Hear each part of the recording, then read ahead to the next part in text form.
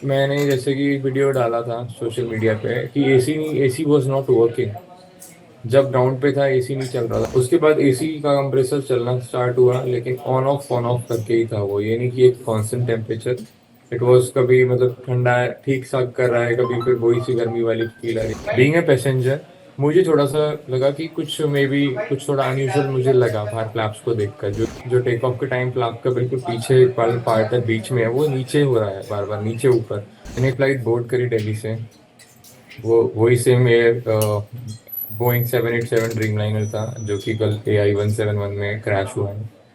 ये दिल्ली से फ्लाइट जब टेक ऑफ करी थी, ये AI-423 बन के चली थी दिल्ली से। इसका शेड्यूल डिपार्चर था 9:50 AM, 12 जून 2025। और इसका अराइवल टाइम था अहमदाबाद में 11:30 AM, 12 जून 2025। हमारा फ्लाइट जो AI-423 था, दिल्ली से अहमदाबाद के लिए टेक ऑफ हुई है 10:07 पे एग्जैक्ट टेक ऑफ। और 10:13-14 पे ये लैंड हुआ है। मैंने इसका वीडियो शेयर किया है, उसमें एग्जैक्ट टाइमिंग है, क्योंकि मैं this is what I do, मेरे है मैं टेक ऑफ लैंडिंग लैंडिंग के टाइम वीडियो बनाता हूँ। सो उसमें सारा कैप्चर हुआ है। फ्लाइट टेक ऑफ ओके था, कोई इशू नहीं लगा एज सच। जब मैं बैठा था, बैठने वो इशू नहीं लगा। जब मैंने वीडियो रिकॉर्ड करी, मैंने बाद में देखा, तो मुझे थोड़ा सा, मुझे मैं जिस चीज़ को क्लैरिफाई करना चाहता हूँ, बीइंग ए पैसेंजर, मुझे थोड़ा सा लगा कि कुछ मे बी कुछ थोड़ा अनयूजुअल मुझे लगा बाहर फ्लैप्स को देखकर, जो कि वीडियो में एक्सपर्ट्स बता पाएंगे कि वो अनयूजुअल था नहीं था, वट एवर इट इज। तो एक चीज़ तो मैं ये क्लैरिफाई करना चाहता हूँ आपके माध्यम से कि मैंने अपना ओपिनियन दिया है। मैंने ये नहीं बोला कि जो मैं बात बता रहा हूँ ये वो वैलिड पॉइंट्स है जिनसे कि प्लेन क्रैश हुआ होगा। I never said that, right. उसके बाद टेक ऑफ था, हमको थोड़ी देर में 20 मिनट बाद, 20 25 मिनट बाद एवरीथिंग वाज गुड, ठीक है। बट क्रूजिंग ऑल्टीट्यूड पे मैंने फिर से चीज़ें वो बाहर विंडो के देखा, तो वो एक जो टेक ऑफ के टाइम फ्लैप का बिल्कुल पीछे वाला पार्ट है, बीच में है, वो नीचे हो रहा है बार बार, नीचे ऊपर। तो वो क्रूजिंग ऑल्टीट्यूड पे भी से स्पेसिफिकली वही वाला पार्ट ऊपर नीचे हो रहा था, राइट। अब कुछ लोग बोलेंगे कि आपने वो रिकॉर्ड क्यों नहीं किया। आई एम ए ट्रैवलर, मैं एक नॉर्मल पैसेंजर हूँ, राइट। हाँ, मुझे एविएशन में इंटरेस्ट है।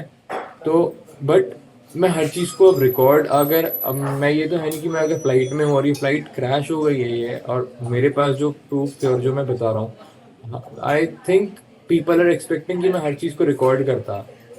इतना कोई नहीं करता है, ये चीज़ भी मैं क्लैरिफाई करना चाहता हूँ। उसके अलावा जो था, मैंने जैसे कि एक वीडियो डाला था सोशल मीडिया पे कि एसी वॉज नॉट वर्किंग।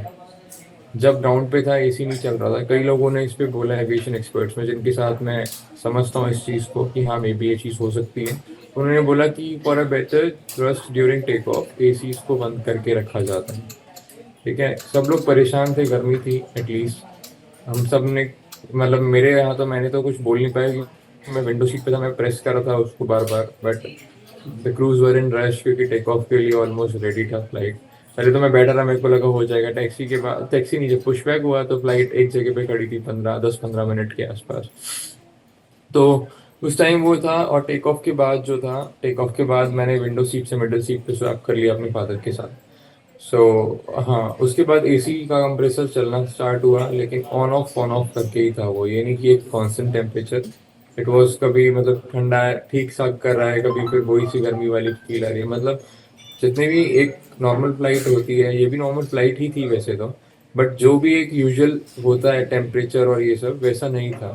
जो भी पहले उस फ्लाइट में और भी लोग थे, मैं रिक्वेस्ट करता हूँ कि उन लोगों से भी कनेक्ट किया जाए, क्योंकि जब हम अहमदाबाद लैंड किए थे और जो उनकी बस से हम अराइवल हॉल पे जा रहे थे, तो उसमें भी लोगों ने एंटर करने के बाद ये बोला था कि प्लेन से ठंडा एसी तो बस का एसी है, राइट।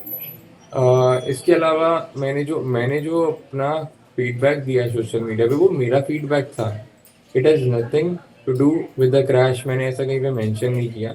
मैंने ये मेंशन ज़रूर किया था कि कुछ चीज़ें मुझे गड़बड़ लगी थी। बट एक बात बताइए कि हर बंदा दुनिया में है, सबके लिए हर चीज़ का अलग पर्सपेक्टिव है। और कुछ लोग बोल रहे कि आप पहले करते ट्वीट इसको, मैं एग्री करता हूँ अब। लेकिन मैं किसी मीटिंग से गया था अहमदाबाद में, राइट। और मेरा चेक इन लगेज भी नहीं था। मैं एयरपोर्ट से निकलते ही डायरेक्ट गाड़ी में बैठा हूँ, गाड़ी में बैठते ही मेरी मीटिंग स्टार्ट हो गई है। क्योंकि मेरे को शाम को ही, कल रात को ही वापस एयर इंडिया की फ्लाइट से दिल्ली आना था। मेरे पास टाइम बिल्कुल बहुत टाइट शेड्यूल था मेरा। मेरे को नहीं पता था ना ये प्लेन क्रैश होने वाला है, किसी को भी नहीं पता था प्लेन क्रैश होने वाला है, राइट। मैं, अगर ऐसा कुछ होता मैं इमीडिएटली डाल देता। मैं गाड़ी में बस बैठा, just took me 5 minutes 10 minutes to exit the airport. मैं गाड़ी में बैठा, मेरी मीटिंग वहीं से स्टार्ट हो गई थी।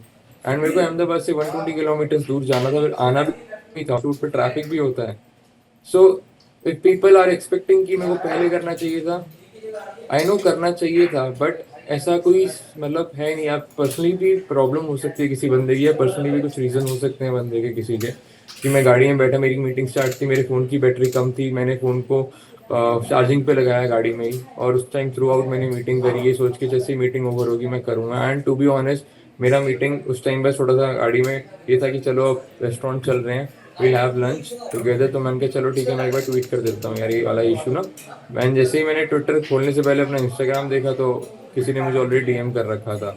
फिर मैंने गूगल किया, आई गॉट स्केयर्ड कि यार ये तो वही प्लेन था जिससे हम आए हैं, राइट। ये था मेरे साथ। इसके अलावा एक इन फ्लाइट एंटरटेनमेंट की मैंने कंप्लेन करी है, शिकायत करी थी उसमें।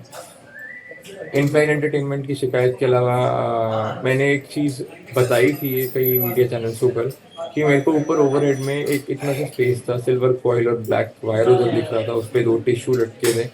बट उस वही बात है, जिस टाइम ये मैं उस टाइम क्या था, लैंडिंग टाइम मैंने वापस से सीट जो थी अपनी स्वैप कर ली थी पापा के साथ। मैंने बोला ठीक है मैं इधर आता हूँ, मैं देखना चाहता हूँ लैंडिंग, और 5-7 मिनट में लैंड कर जाएंगे, तो कोई नहीं, अगर धूप भी आएगी तो मैं सह लूंगा धूप। ठीक है, मैंने वो किया। उस टाइम में मैंने नोटिस किया लैंड कर रहे थे, तो मैंने कहा ओके चलो वी आर लैंडिंग नाउ। क्योंकि अच्छा एक चीज और मैं यहाँ पे सबसे पूछना चाहता हूँ, चाहे एयर इंडिया हो, चाहे आ, वो लोग हैं जो ट्रोल भी कर रहे हैं मुझे सोशल मीडिया पे, क्योंकि ट्रोलिंग हमारे देश में बहुत कॉमन चीज है। अगर कोई चीज हाइप बन जाती है, कोई चाहे एक वैलिड रीजन के साथ बन रही है, but people are not able to digest the fact. ठीक है, तो उसमें बहुत लोगों ने ट्रोल ट्रोल मुझे किया कि बहुत लोगों की जान बच सकती थी, ये था वो था। मैं इस चीज को एग्री कर रहा हूँ, बट एक चीज जो मैं पूछना चाहता हूँ और जो सब लोग डीप इनसाइड जानते हैं, क्या मेरे कोई भी इशू में रिपोर्ट करता अगर एयर इंडिया को, क्या एयर इंडिया उस पर एक्शन लेता? नहीं लेता। इतना सभी को पता है ये चीज, everyone knows that. Air India को एसी के बारे में या किसी के भी बारे में कुछ भी अगर बोला जाता, यस सर, सर नहीं सर, हाँ ठीक है सर, देखते। एयर इंडिया का कोई भी अगर होता, कोई किसी पैसेंजर के बोलने पे कोई मतलब करेगा, क्योंकि सब चीज जब चेक हो चुकी है, आपके इंजीनियर्स ने सब चीज चेक करी, आपके कैप्टन सब चीज चेक करते हैं बिफोर टेक ऑफ, सब चीज चेक अगर हो चुकी है, तो एक आम आदमी जो बैठा है, क्या उसकी बात कभी सुनी जाएगी जहाज में आज तक? क्या कभी सुनी गई है किसी की बातें? एसी की तो आप बहुत इंसिडेंट देखते हैं ना पहले भी न्यूज में, कि सफोकेशन होती है पैसेंजर को, पैसेंजर ने शिकायत करी, क्या उनका एसी अभी तक कभी ऑन हुआ है? इंडिया की न्यूज ही मैं डिस्कस करना चाहता हूँ इस पे। क्या कभी किसी ने कोई कार्रवाई करी थी इस पे? नहीं करी थी। अब लोग कैसे एक्सपेक्ट कर रहे हैं कि अगर मैं बता देता या कुछ मैं बोल देता, तो कई लोगों ने बोला, आपने लैंडिंग के बाद बोला ये चीज, लैंडिंग के बाद जब मैं लैंड कर गया, मेरा स्केड्यूल इतना टाइट था, हमको प्लेन से डिबोर्ड किया, सीधा बस में एंटर कर गए हम। बस से मैं सीधा अराइवल हॉल में मैं सीधा एग्जिट कर गया, ना मेरा चेक इन का लगेज था ना कुछ था। मैं रुका ही नहीं वहां पे, तो मैं बात किससे करता? मैं तो ट्वीट करता था ना उस चीज को, मैं ट्वीट राइट। करता। राइट। आकाश, आपसे मैं ये जानना चाहता हूँ कि मुझे जितना पता है कि जब फ्लाइट में हम होते हैं तब वो विंडो शील्ड खुला रखा जाता है टेक ऑफ के वक्त, इसलिए ताकि हम अगर कोई एनोमली देखे तो उसको रिपोर्ट कर पाए। और मैंने देखा आपके वीडियो पे कि आप बार बार फ्लाइट अटेंडेंट्स को बुलाना चाह रहे थे बट कोई आ नहीं रहा था। तो ऐसा भी कुछ है कि आप रिपोर्ट करना चाहते थे पर आप कर नहीं पाए कोई चीज़ को, आप बोलना चाहते थे कि ऐसे ही ऑन नहीं हो रहा, जो अनयूजुअल है? बिल्कुल बिल्कुल। सो बोइंग 787 ड्रीमलाइनर के बारे में थोड़ा सा कुछ बताना चाहता हूँ, क्योंकि कल मेरा फर्स्ट नहीं था 787 ड्रीमलाइनर। मैंने एयर इंडिया के 787-8 ड्रीमलाइनर में पहले भी फ्लाई किया है, मुंबई टू दिल्ली, जो कि आगे हांगकांग गया था, 2019 की बात है ये। ठीक है, इसके अलावा भी मैंने फ्लाई किया, मैंने वर्जिन अटलांटिक का भी बोइंग 787 फ्लाई किया था, 787-9 2015 में दिल्ली लंदन फ्लाइट सेक्टर लिया था मैंने।